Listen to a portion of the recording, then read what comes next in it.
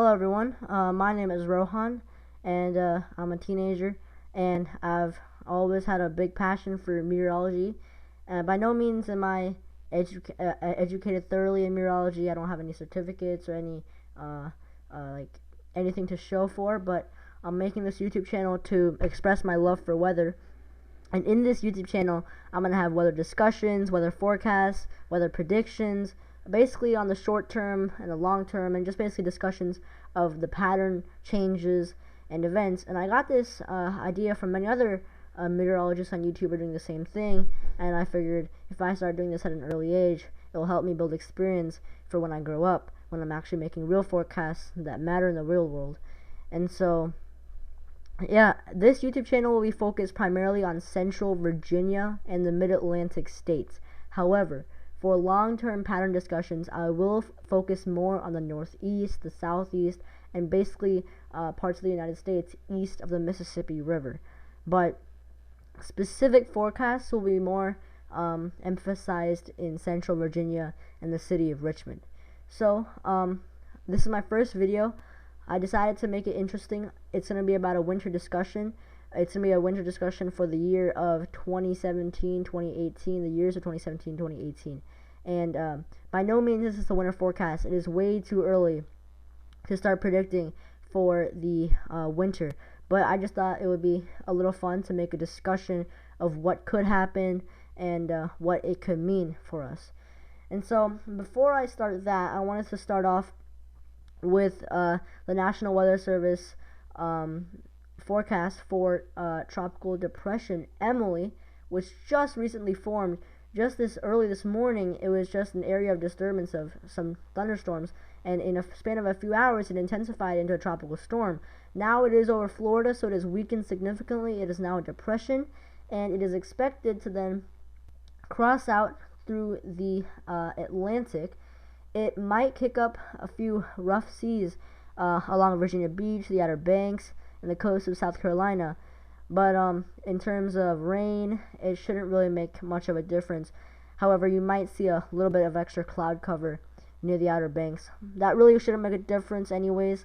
Near the Outer Banks, there's been this huge power outage. It's canceled hundreds of vacation plans, if not thousands. So, kind of a bummer. But getting back on topic, I thought I would go on look at the short-term forecast for Central Virginia.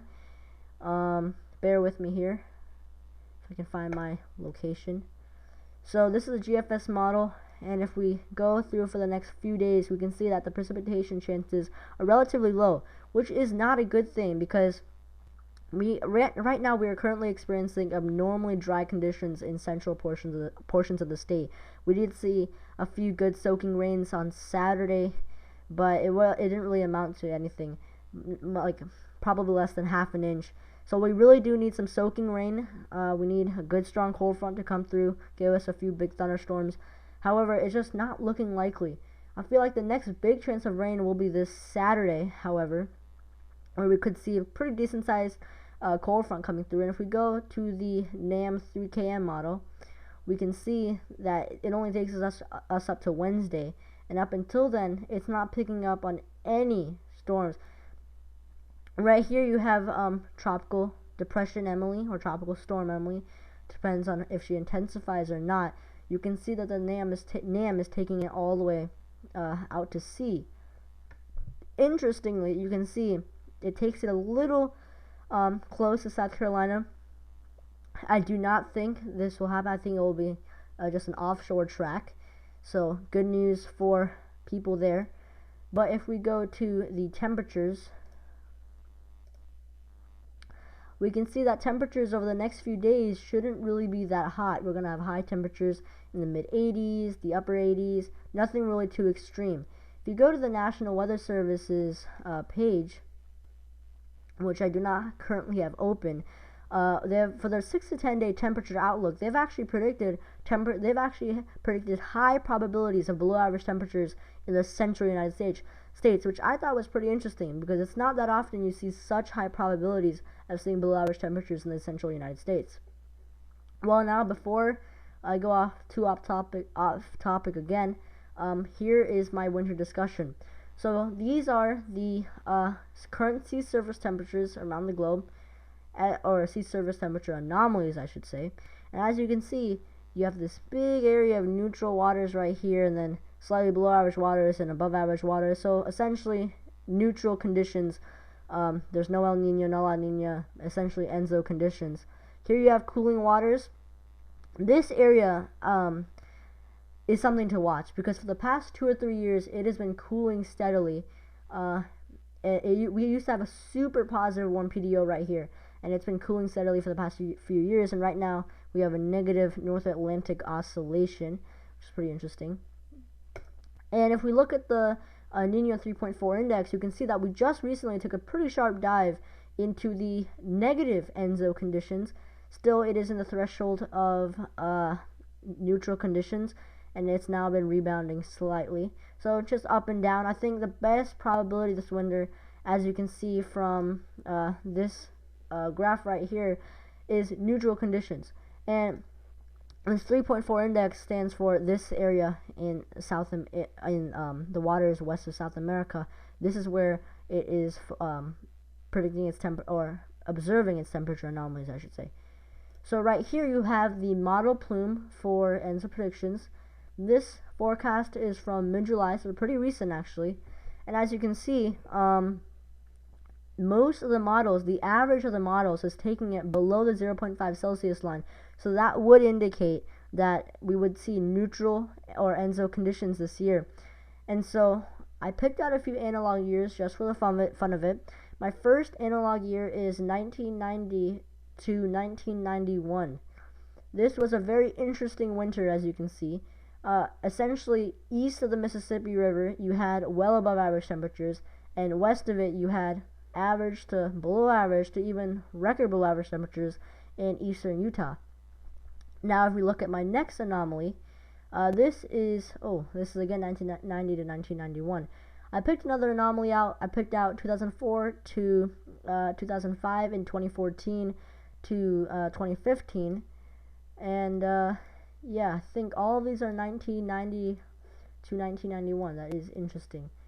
Well, sorry about that, folks, but as most of you know, the 2014-2015 winter experienced record cold conditions in the eastern part of the United States and record warm conditions in the western part of the United States. We had a huge ridge set up in the west and a huge trough set up in the east, and that just allowed for snowstorm after snowstorm to come riding up the coast. In 1990 and 1991 and 2004 and 2005, you had above average temperatures in the eastern coast of the United States.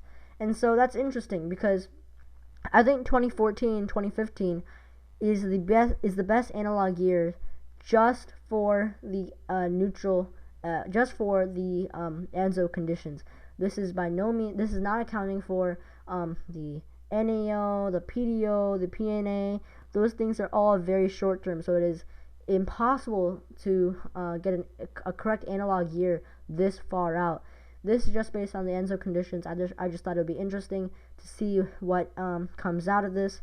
Oh, also, before I forget, I'll show you the latest Jamstech model run, if I can pull it up real quick. And the new Jamstech model run was actually pretty interesting. This is from the July 2017 forecast, and as you can see, this is for September through November for the sea surface temperature anomaly. As you can see, it keeps this negative NAO right here, so that would suggest troughing in the east and a ridge in the west. However, there are many other factors that can prevent that or enforce that. Then it's still showing slightly above average water temperatures south of Alaska and northwest of California. I think this is a little too warm. I think we will see cold below average water temperatures start to creep into this area and eventually take over the entire area. And again, it's showing neutral to slightly above average water temperatures west of South America. Again, that is with what I think will happen.